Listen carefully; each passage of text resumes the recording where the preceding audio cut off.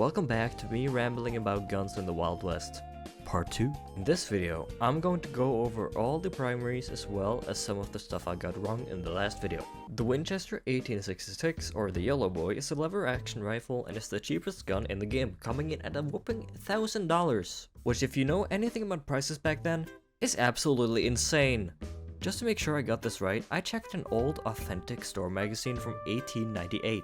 In there, the closest equivalent I could find was a Winchester 1892, which sold for a whooping $19.50. And that was for the expensive model, by the way. As far as I could find, there's not many issues with this one. However, I will mention that most models came with a 14 to 15 round capacity, and they just cut it in half at 7. Why? Most models that actually had that low capacity either had really big rounds or had like a very short magazine tube. The model in game has a full-sized magazine tube, so I have no idea why the hell they did this. There's also like a couple small pins and screws and stuff that's just gone, like the lever latch that's usually behind the lever. Other than that, it's fine. While we're talking about Winchesters with cut-down barrels and magazine tubes, the Mare's Leg. The Mare's Leg is a cut-down Winchester 1892. As far as I know, there's nothing super wrong about like the function of this. Like with the ammo, for example, like there's nothing saying that's wrong because it just depends on how short you cut it. The Terminator 2 style cocking also works because of the large hoop. What doesn't work is the gun itself because there's so many pins missing that the stuff inside would just like rattle around. The Lynx bolt action is fucked. I would know because I've used one. The Lynx is based on the pattern 1914 Enfield, not to be confused with the 1917 Enfield, which is an American modified version. Nor is it based on the M1903 Springfield rifle. I mean, who would get that wrong? It's not even like similar at all. Oh wow, it's a bolt action rifle. Who the hell would fuck up that badly? Like come on guys, who would get that wrong? Like genuinely, whoever got that wrong must be a fuck. The gun itself works like you'd expect it to. It has an internal magazine and is manually operated by the bolt. This version of the gun is supposed to hold 5 rounds, in the game it holds 4, and you'd normally load it via stripper clip. However, there's nothing forcing you to do this, so the reload isn't wrong per se, it's just a little weird. So that's fine.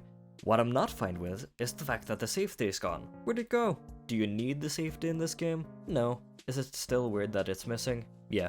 Last issue I have is that the gun is in the game, which makes no fucking sense. The gun was first made in 1914, 2 whole years after the game's timeline ended. The only way it could even be here is thanks to an Easter egg. For the 2 people in the audience who don't know about it, in the desert mines you can find the DeLorean from Back to the Future Part 3. My only conclusion to why the Lynx is even here is that Marty grabbed one while in the future, took it with him into the past, and then gave it to the weapons manufacturer like Hanson could. This is pretty much the only way it could have happened, because nothing makes any sense otherwise. The mule shotgun suffers from the exact same problem as the sawn-off variant. Why? Because it's the same fucking gun, you fucking idiot. Anyway, like I said last time, hammers don't move, opening the lever doesn't move, shells don't eject, the animations on this gun are bad. Starboard, you had no problems animating this stuff on the Lindsay. What's stopping you from doing it here? The Sharps rifle is based on the 1959 version of the Sharps rifle. Wow. Other than the fact that the animations and model are kinda old, everything is pretty much as it should.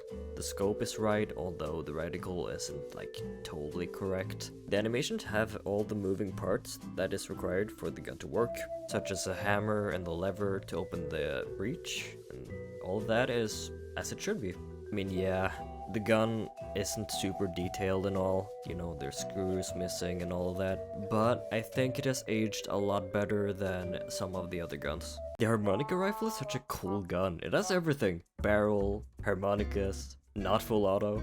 Yeah, at this point it's getting a little ridiculous. Why are Starboard just giving random guns full auto for no other reason than, oh, it's cool? I mean, yeah, the model is good and all, but like nothing else is as it should be. Today I'm gonna give you a quick lesson on how to operate the Harmonic Rifle. So first, put in the slide, lock the slide, cock the hammer and fire. Unlock the slide, move the slide, lock the slide, cock the hammer and fire. And then it's just rinse and repeat until you're empty. I'm gonna be honest, I think the reason why they went full auto with it was because they didn't feel like animating all of that. And to be honest, I wouldn't do that either, so fair enough.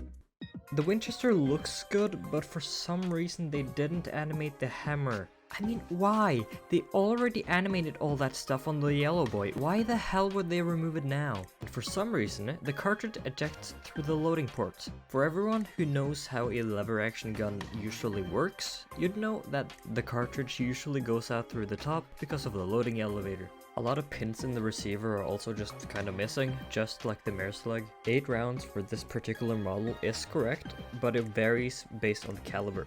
Overall, better than I thought it'd be, but kind of annoying when I really think about it. The Hartford Rifle, or as I like to call it, the Sharps 2, is based on the 1874 model of the Sharps. It works pretty much as you'd expect it to.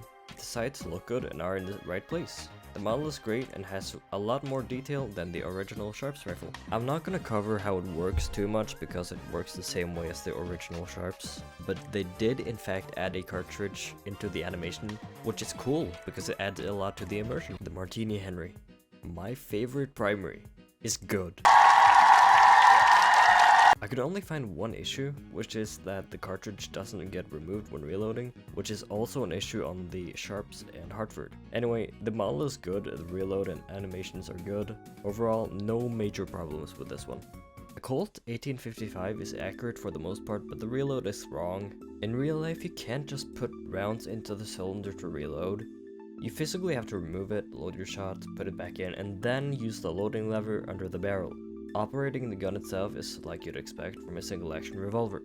You cock the hammer, and then the cylinder turns, and then you shoot, and then rinse and repeat until you're empty. This gun is actually one of the better representations of a shotgun in the game. It has like pretty good range, honestly, and accuracy, which you would get in real life, but it's not entirely OP as it does have the shotgun spread you'd expect it to. Overall, it's pretty good actually, but it does have some small problems that keeps it from being perfect. Yeah, the Volcanic has some problems. The quote-unquote Volcanic rifle in the game is actually modeled after the Henry rifle, which is a slightly updated version of the Volcanic. The gun was produced with a 16-round capacity, while in the game they only allow the player to load 10. The bullet follower under the barrel is modeled, but it doesn't move during the reload. In real life, you cannot fan either of the Volcanic guns, which is weird because they added it in the game. Apparently you can't actually fan the Model 3 either. You see, it's kind of funny how all the most accurate fanning guns actually can't be fanned in real life. I don't know, it's just kind of stupid to me.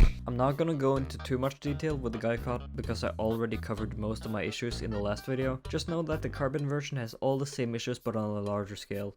We're at the last gun.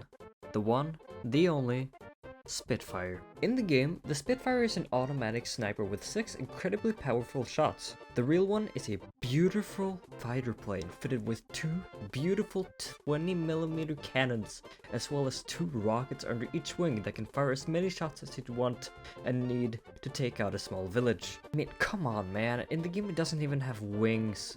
In real life, the Spitfire has an impressive wingspan of over 11 meters, which for the Americans in the audience is the equivalent to about 9.16 Barrett 50 cals. The in-game version is so inferior, so gratuitously ugly, that I shouldn't even mention it in the same sentence. In all seriousness though, although there isn't an actual real Spitfire in real life, I did find something kind of like it. This is the incredibly rare Webley Fosbury semi-automatic revolver. Just like the Spitfire, it's an automatic revolver, and that's where the similarities end. It was made during the early 1900s and came in 8 and 6 round variants. Production was also very limited, and there was only around 4,000 samples in the world right now, which is only a couple thousand less than the Spitfire. I should probably also mention that the real revolver wasn't fully automatic, only semi-automatic. Then again, that was the closest thing I could find, so you know, take it or leave it I guess. And that was all the primaries. I'm not gonna cover all the sneak peeks this time, but if you want me to make another video then drop that in the comments I guess. Alright, bye!